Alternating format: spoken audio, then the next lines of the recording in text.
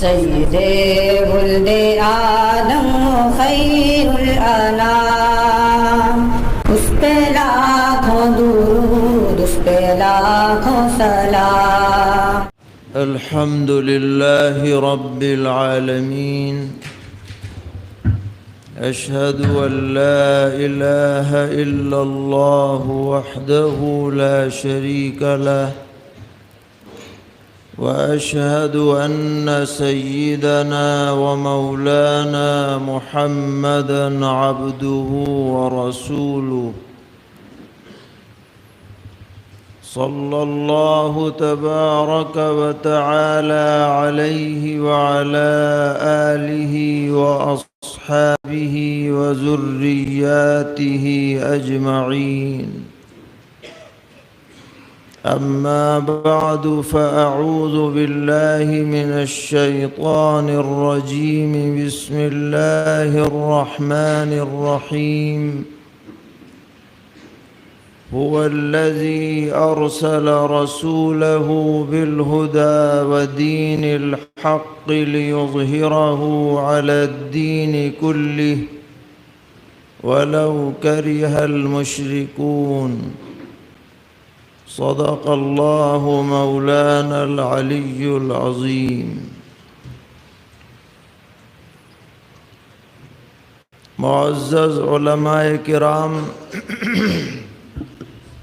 دانشوران قوم و ملت، طلبہ عزیز، بزرگوں اور بھائیوں، اللہ تبارک و تعالی نے ہمیں جو دین عطا فرمایا ہے وہ تمام دینوں کا آخری مجموعہ ہے اور کامل، مکمل، اکمل دین ہے۔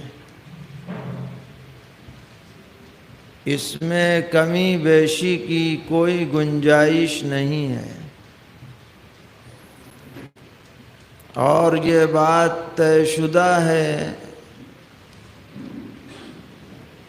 کہ اخروی زندگی میں کامیابی کا مدار صرف اور صرف دین اسلام سے وابستگی میں منحصر ہے۔ اللہ تبارک و تعالی کا ارشاد ہے، وَمَن يَبْتَغِ غَيْرَ الْإِسْلَامِ دِينًا فَلَن يُقْبَلَ مِنْهُ وَهُوَ فِي الْآخِرَةِ مِنَ الْخَاسِرِينَ۔ کہ جو اسلام کے علاوہ کوئی اور دین تلاش کرے گا، پسند کرے گا، اختیار کرے گا، اللہ تبارک و تعالی فرما رہے ہیں کہ ہرگز ہرگز اس کی طرف سے وہ دین قبول نہیں کیا جائے گا، اور وہ آخرت میں نقصان اور ٹوٹے میں رہے گا۔ ساتھ میں ہمارا یہ بھی عقیدہ ہے، جس میں ذرہ برابر بھی شک اور شبہ کی گنجائش نہیں، کہ اس دنیا کے اندر بھی کامیابی، راحت، عافیت دین پر چلنے میں ہے، اور یہ دین ناقابل ترمیم ہے۔ زمانے کے بدلنے سے دین بدل نہیں سکتا۔ ہم اور آپ کی تو کوئی حیثیت نہیں ہے، سرور عالم صلی اللہ تعالی علیہ وسلم جو اس آخری دین کو لے کر دنیا میں مبعوث ہوئے، اللہ تبارک و تعالی نے ان کو بھی اپنی جانب سے کسی چیز کو حلال کرنے یا کسی چیز کو حرام کرنے کا اختیار نہیں دیا۔ ایک موقع پر کچھ اس طرح کی بات پیش آ گئی،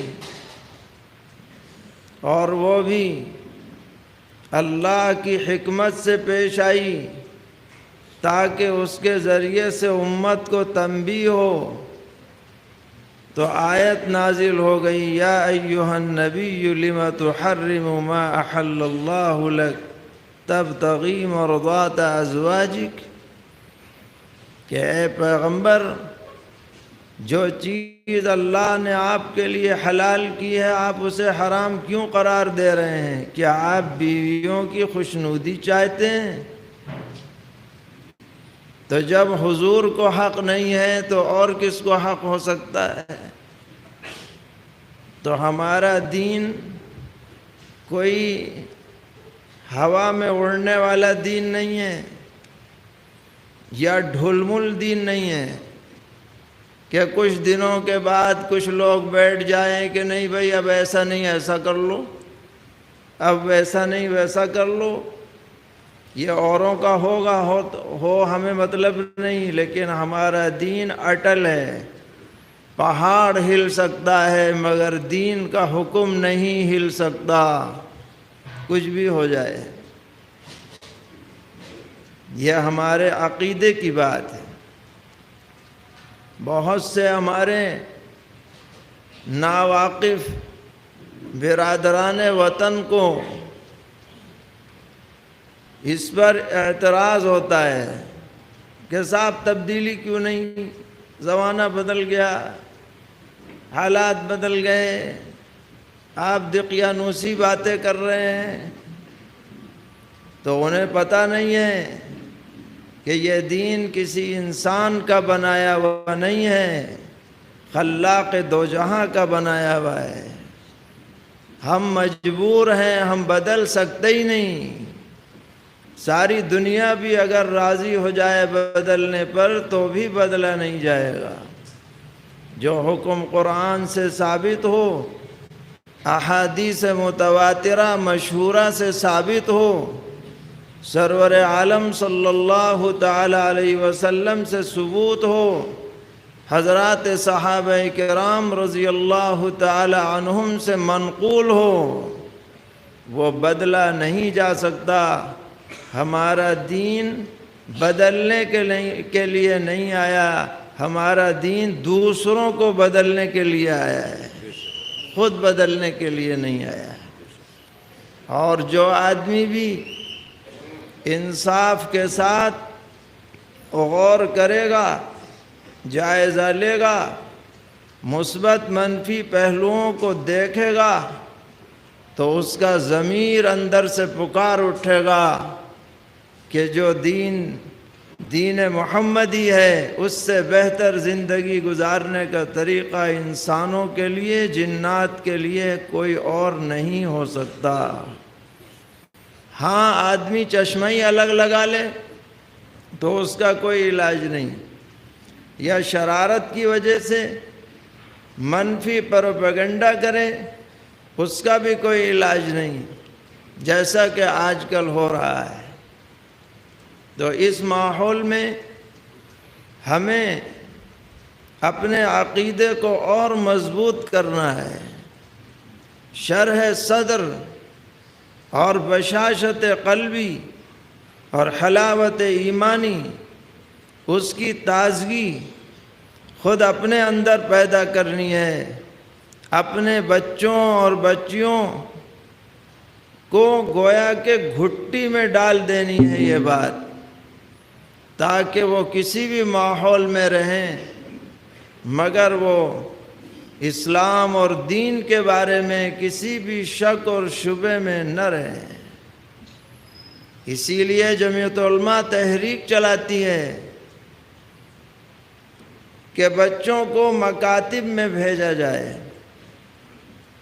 وہ ایسے ماحول میں رہے جو دینی ماحول ہو، بنیادی دینی معلومات بچپن میں حاصل کی جائیں، جو اس کے ذہن و دماغ میں راسخ ہو جائیں، اور ہزار طوفان آئیں، سیلاب آئیں، اور ہزار تحریکیں اس کے سامنے آئیں اسلام مخالف، مگر اس کے ذہن سے جو چیز بچپن میں ڈالی گئی ہے وہ نہ نکل سکے۔ یہ جبھی ہوگا جب بچپن میں اس کی تربیت ہوگی۔ یہ مکاتب نرسری کی حیثیت رکھتے ہیں، جیسے پودوں کی نرسری ہوتی ہے جن میں پودوں کو پروان چڑھایا جاتا ہے، حفاظت کی جاتی ہے، ان کو تقویت پہنچانے کے اسباب فراہم کیے جاتے ہیں، ماحول فراہم کیا جاتا ہے جس میں وہ پودے پروان چڑھتے ہیں، پھلتے پھولتے ہیں۔ اسی طرح یہ چھوٹے چھوٹے معصوم ہونہار بچے، ان کو دینی نرسری میں بھیجنے کی ضرورت ہے۔ کوئی بھی بچہ، کوئی بھی بچی بنیادی دینی تعلیم سے، عقائد سے، احکامات سے غافل نہ رہے، ناواقف نہ رہے۔ ہم اس سے منع نہیں کرتے کہ آپ اسکول بھیجیں، انگریزی پڑھائیں، کالج پڑھائیں، یونیورسٹی پڑھائیں، اس کی بھی ضرورت ہے۔ ہمارے معاشرے میں اچھے ہمدرد ماہر ڈاکٹر ہونے چاہیے، انجینئر ہونے چاہیے، اوورسیئر ہونے چاہیے، آرکیٹیکٹ ہونے چاہیے، سائنسداں ہونے چاہیے، کمپیوٹر کے ماہر ہونے چاہیے، بے شک، لیکن یہ چیزیں ہماری دنیا کی ضرورت کے لیے ہیں۔ جتنی دنیا ضروری ہے اتنی یہ بھی ضروری ہیں، اور دین ہماری آخرت کی ضرورت کے لیے ہے۔ جتنا آخرت ضروری ہے اتنا دینی تعلیم بھی ضروری ہے۔ دنیا تو گزر جائے گی، بہت سا وقت گزر چکا، کچھ وقت رہ گیا، وہ بھی گزر جائے گا، پڑھ لکھ کے بھی گزرے گا، نہ پڑھو تو بھی گزرے گا، لیکن ہمارا عقیدہ آخرت کا ہے کہ ہم سب کو وہاں جانا ہے، جواب دینا ہے، مواخذہ ہوگا، سوال جواب ہوں گے۔ اس کی کیا تیاری ہم نے کی ہے، اس کے بارے میں ہر مسلمان کو فکر مند ہونے کی ضرورت ہے۔ اللہ تبارک و تعالی نے قرآن پاک میں فرمایا، یا ایھا الذین آمنوا اتقوا اللہ حق تقاتہ ولا تموتن الا وانتم مسلمون۔ یہ چھوٹی سی آیت ہے مگر پوری زندگی کا منشور اس میں بیان کر دیا گیا کہ اللہ سے ڈرو، اے ایمان والو، اللہ سے ڈرو جیسے اس سے ڈرنے کا حق ہے، تقوی والی زندگی گزارو۔ مرد بھی، عورتیں بھی، جوان بھی، بوڑھے بھی، امیر بھی، غریب بھی، حاکم بھی، محکوم بھی، جو بھی مومن ہے ان سب کو خطاب ہے، اتقوا اللہ حق تقاتہ، اور تمہاری موت اسلام پر آنی چاہیے، مرتے دم تک ایمان تمہارے سینے میں رہنا چاہیے، کفر اور شرک کی باتوں سے تمہیں بیزار رہنا چاہیے۔ ایک اور حدیث میں پیغمبر علیہ السلام نے فرمایا کہ جس آدمی کے دل میں ایمان کی حلاوت ہوگی وہ کفر اور کفریہ باتوں سے ایسا بیزار رہے گا، دور رہے گا، بچے گا، جیسے کہ کوئی آدمی آگ میں جلنے سے اپنے کو بچاتا ہے۔ یکرہ ان یعود فی الکفر کما یکرہ ان یقذف فی النار، کہ وہ ڈرتا ہے، ناپسند کرتا ہے اس بات کو کہ میں نعوذ باللہ ایمان سے محروم نہ ہو جاؤں، جیسے کہ کوئی آدمی آگ میں گرنے سے اپنے کو بچاتا ہے اور بچتا ہے اور دوسروں کو بچانے کی فکر کرتا ہے۔ تو آج ہم سب کو اس کا اہتمام کرنے کی ضرورت ہے۔ یہ تمام تحریکات جذبہ پیدا کرنے کے لیے ہیں۔ یہ 1-2 دن کا کام نہیں ہے، 10 دن 15 دن کا کام نہیں ہے، مہینہ اور سال بھر کا کام نہیں ہے، بلکہ آخری دم تک کرنے کا کام ہے اور ہر ایک کو کرنے کا کام ہے۔ صرف علماء کا کام نہیں، صرف ایک جماعت کا کام نہیں، صرف ایک تنظیم کا کام نہیں، بلکہ ہر وہ شخص جس نے کلمہ طیبہ لا الہ الا اللہ محمد الرسول اللہ پڑھا ہے، اس کی ذمہ داری ہے کہ ایمان، ایمانی تقاضوں، ایمانی اخلاق، ایمانی شعائر، ان سب کی بقا کے لیے فکر مند رہے۔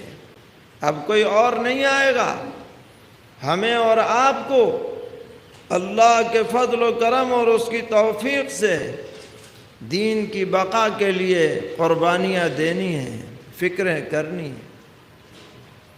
ہمارا دین غالب ہے، اور جس بات کے غلبے کا اعلان خود اللہ تبارک و تعالی نے فرما دیا ہے، وہ کبھی مغلوب نہیں ہو سکتا۔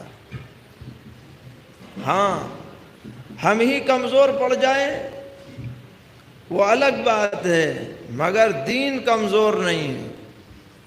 اللہ تبارک و تعالی نے یہی بات قرآن پاک کی اس آیت میں فرمائی، هو الذی ارسل رسولہ بالہدی ودین الحق۔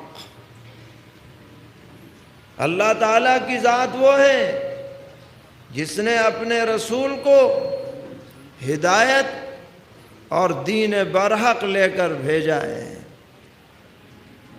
لِیُظْہِرَہُ عَلَى الدِّینِ کُلِّهِ، تاکہ اس دین حق کو دنیا کے تمام مذاہب پر غالب کر دیں اور بتا دیں کہ اب یہی دین چلنے والا ہے، کوئی اور دین چلنے والا نہیں۔ وَلَوْ كَرِهَ الْمُشْرِكُونَ، اگرچہ شرک کرنے والوں کو برا لگے۔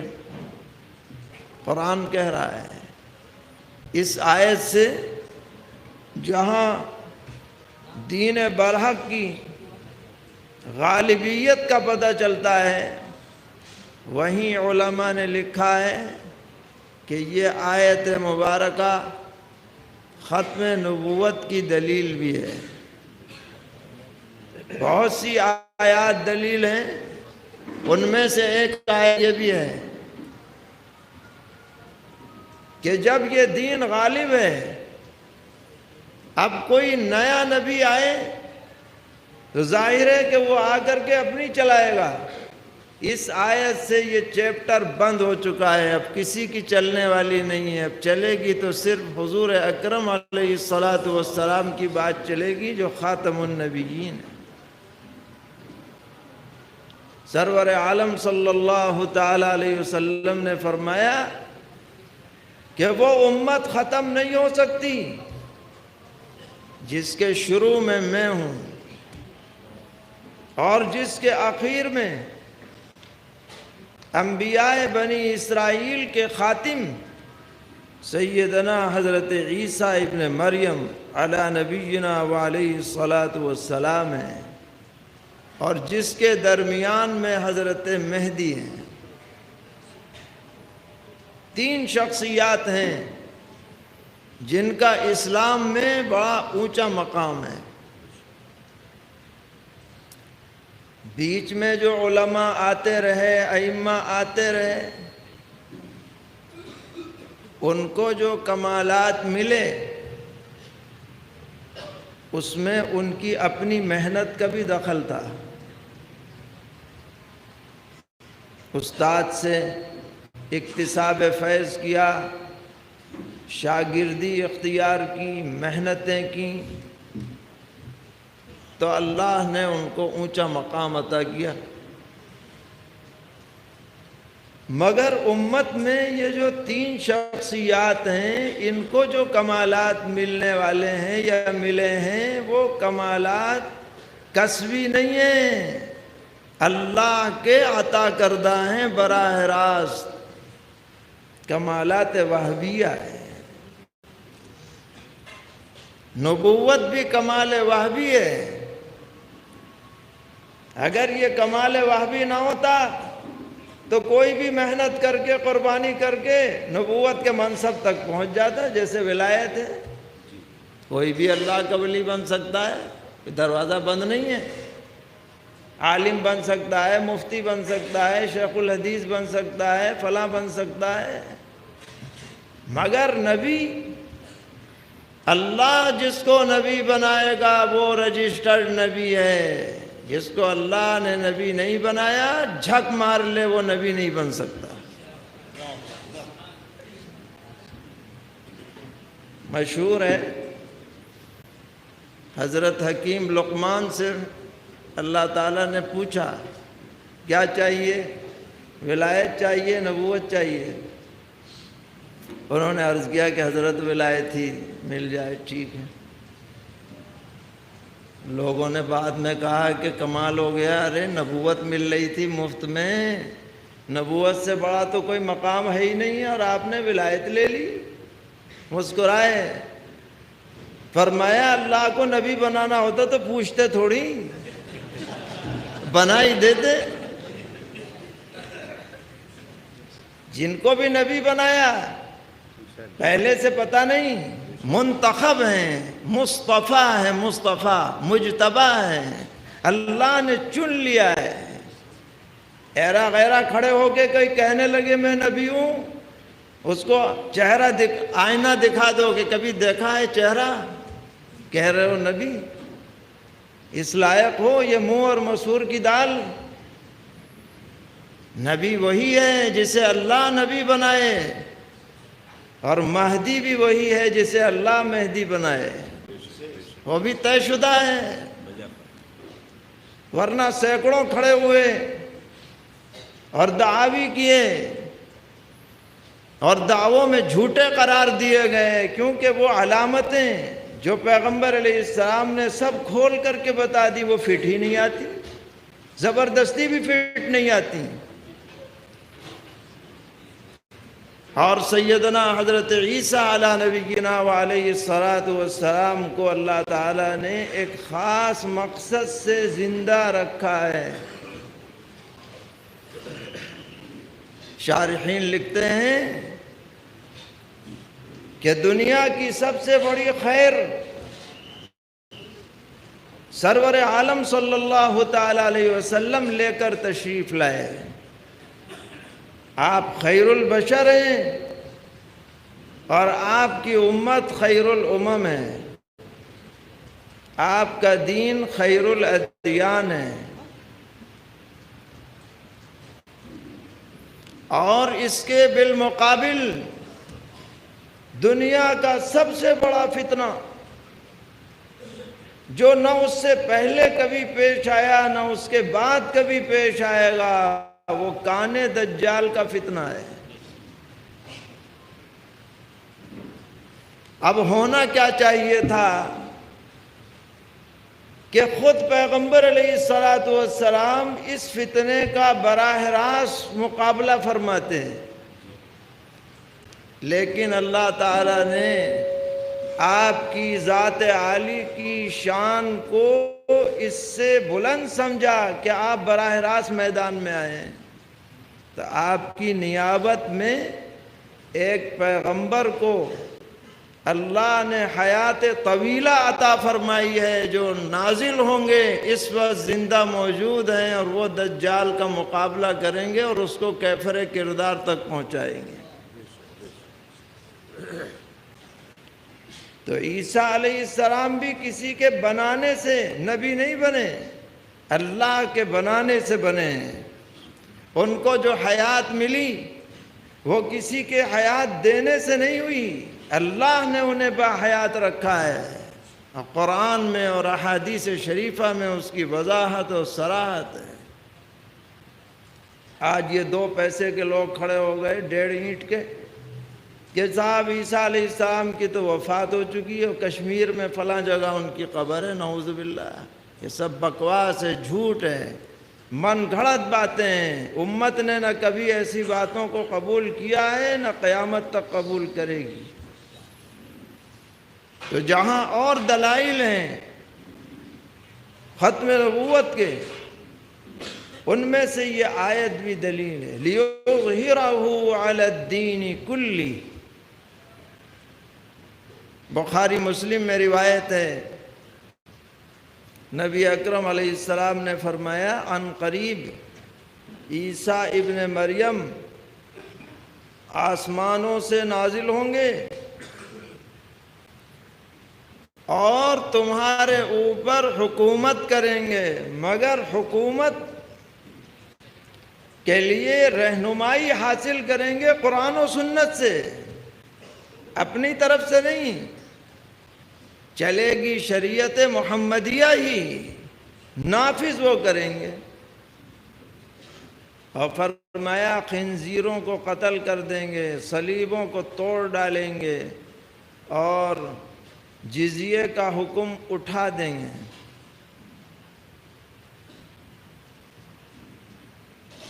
تو پوچھا گیا کہ جزیہ تو قرآن سے ثابت ہے اور یہ عیسیٰ علیہ السلام اٹھا کیسے دیں گے؟